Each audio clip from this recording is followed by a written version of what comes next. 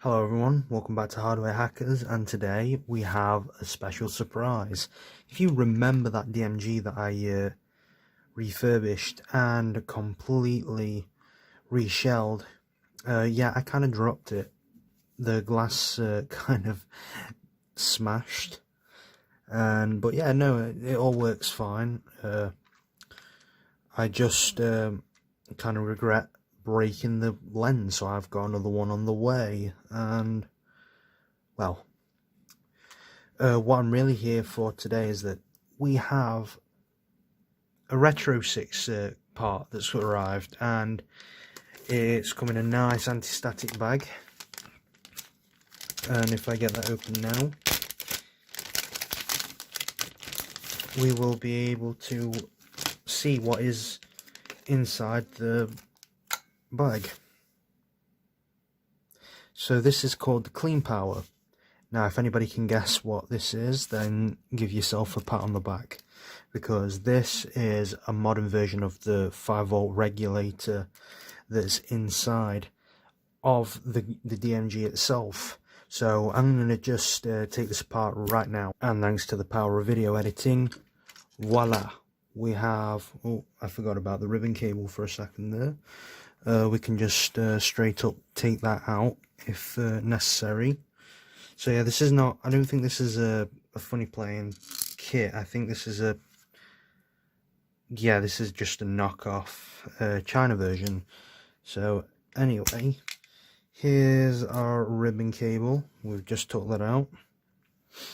And yeah, all of our screws that are in the back here, we're going to need to flip this right around and put the screen away, unfortunately, because this is one part of the console that we do not need.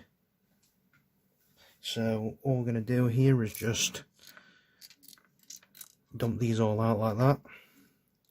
Okay, and now you have the main board itself. Now the main board itself, you can't exactly get to it because you have the soundboard in the way, which is totally fine. Is that all that there is? Okay, well, there's one more screw in there, but we can leave that in because there's literally no reason to get that out. And now I actually have another workbench, so I've been, using the little foldable desk in my room for a while. I've also had the shed, but now I've bought a new desk and a silicone mat for soldering and all that, so I don't ruin this desk, because this desk is foldable and it will be put away once good weather starts to come back. So yeah, so all I'm going to do is I'm going to take this ribbon cable out. So then, actually no, I think I'll leave it. Okay, I think I'll leave it, and I'll just, like, I don't know, bend it back somewhere, or just like let the weight of the console take it or something, or I'll just leave it. You win, whatever. So all I'm going to do is get my crosshead screwdriver, and I'm just going to unscrew this. So these screws here, I'm putting them in there because they are obviously the amp screws.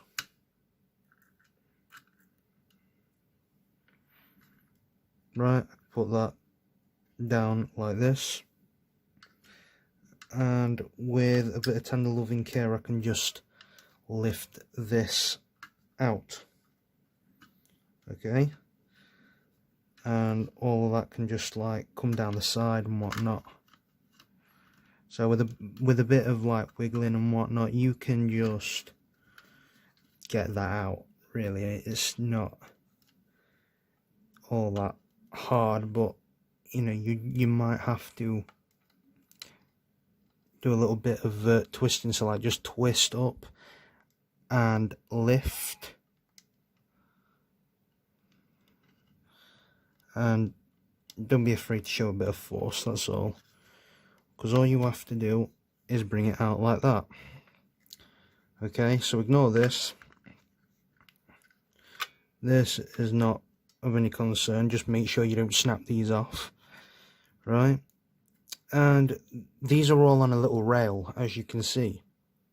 So like over time, these boards, they do fail, but this one's still alright.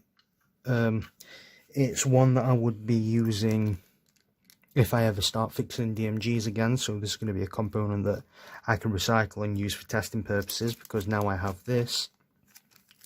And as you can see, it's the same sort of like, you know, it's the same sort of shape and size, so that's all that really matters about this board. So I'll open it up, and we're gonna put this. I'm gonna put these screws for the amp this way, and I'm gonna have this one here, so then we can admire the CleanPower in its purest form. Right. So now we have all the wires here.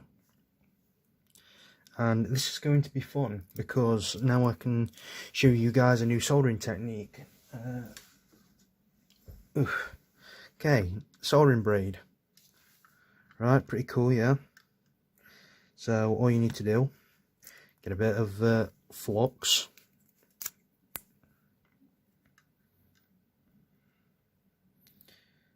And put a little bit on like that, as you can see. So right now, all we're going to do is put the flux away, get your soldering iron, okay, and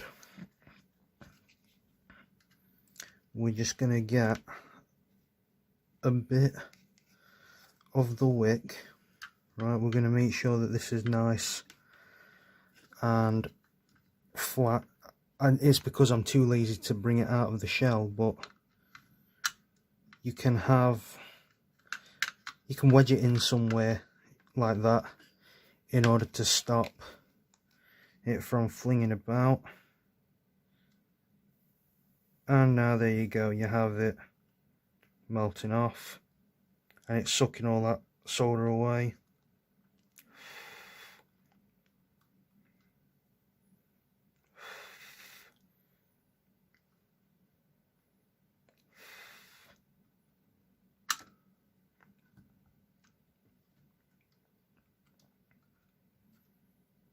Okay, and then now that it's there, rest your entire iron on it and just pull away, and you have a nice clean sort of thing. And you can clean up this excess solder right now if you wish, using the wick.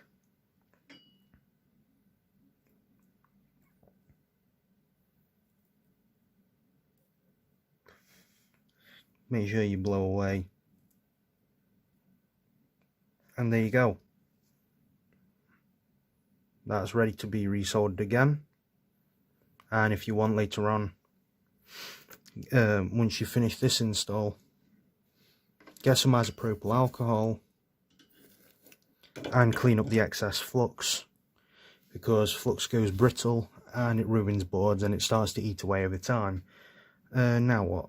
Okay, so luckily this is all labelled, ready. Okay, all we need to do now, we don't even need to strip these wires back anymore, because, you know, we're just good like that, and it's already labelled, as you can see. If I bring it in front of the camera, it already says red, so we know that red is obviously the colour red, right? And, well, be a bit rude not to know. May as well get tweezers for this, so then, you know, I can get a good enough grip. And just make sure you align everything the right way. And I'm not too good with aligning things, so do forgive me. Okay, so now we're there. All you need to do now is just tin these joints. And for those who don't know basic soldering, this is like the easiest thing in the world. In fact, this is where you will probably start to learn how to solder properly. So on a board like this, you notice that there's metal around the component, right, which is this, well, there is like, you know, a metal pad around there. You do not heat the pad, and you do not heat the solder. Okay, you touch the component you're trying to solder, and you let the solder pull on like that. Okay, and you don't blow, because if you blow, you risk getting a cold joint. So we're going to do the same on this side, just like that. Make sure you keep it on for an extra couple of seconds, just to secure that connection.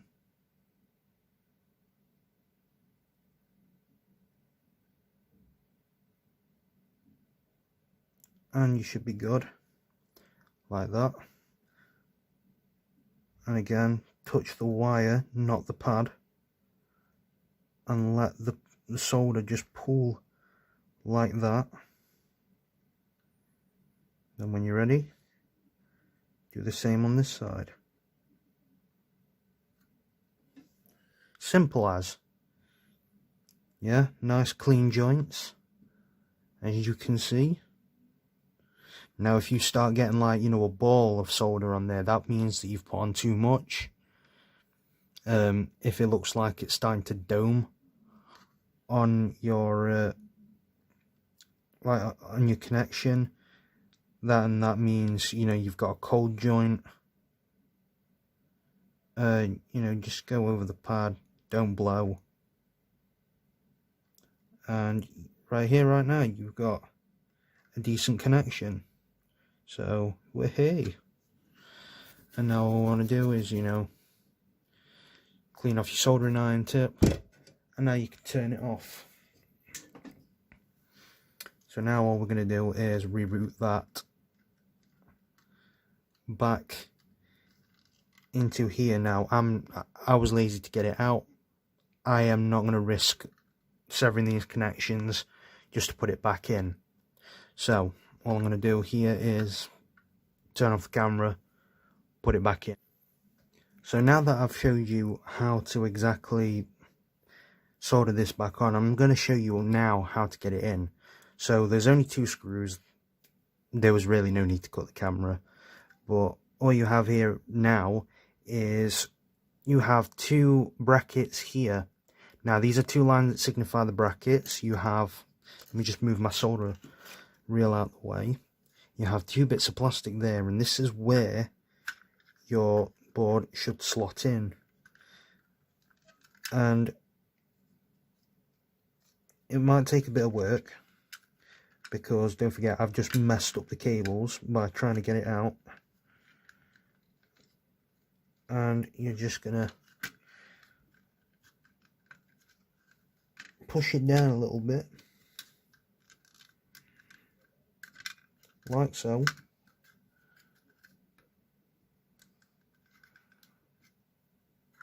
And now you want to get your tweezers, and you see these wires that are around here, just sort of like route them through the screw hole, and now guide the batteries back in. All you have to do to get these off is just like put your finger underneath, lift up, and then, you know, lift the contacts out and pull away from the shell. But now all you have to do is just put it in, bish bash bosh, and we can start screwing things back into place. So aside from the minor damage from my glass lens, everything seems to be in working order. But now we are just going to test. By that I mean we are going to put things back to where they were.